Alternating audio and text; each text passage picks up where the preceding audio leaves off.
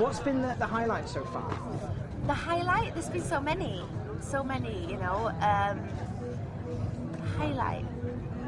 I'd say the one that springs to mind the most is playing the Apollo in New York, you know, where, I mean, you don't get to play there very often in your life, I can imagine. And to stand on that stage that was so prestigious and all these amazing people had played, a girl from Nevin at that, you know, I was like, this doesn't happen very often in one's life, so I had to pinch myself at that moment, I think.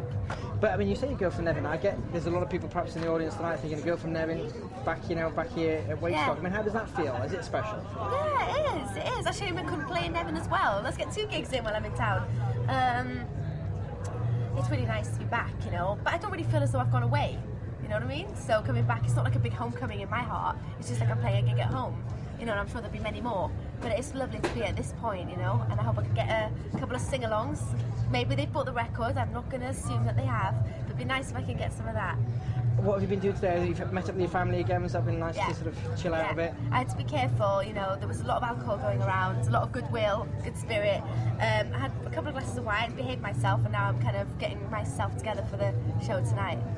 What's the most important part of the process for you? Is it the songwriting, the performing? What do you like best?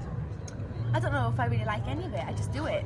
You know, it's like when you do what you do so thoroughly and you absorb yourself in it, it doesn't really feel like a holiday, or it doesn't really feel like you've won the lottery. Like I could say to you, what do you love about journalism so much? And you'll say to me, I don't know, it has its pros and cons, and you feel as though you have to do it because it's a part of you, but you can't define really what makes you tick. You must get such a buzz from shows like this though. I think I do, yeah, I think I do. But I'm not that sort of singer who needs kicks, you know. I don't go on stage to make me feel a better person, or I don't sort of long or sort of search for love or admiration. I just like music, really, and it's a pleasure to share it with people. And lastly, just any words of inspiration for people like you, maybe who's sort of 15, 16 now thinking, I want to be like Duffy, you know. I said, don't follow my leads for a start. No, I'm only kidding, but seriously, don't. What would I say? I'd say stick to your instincts, and you know, my favourite motto is tomorrow's another day.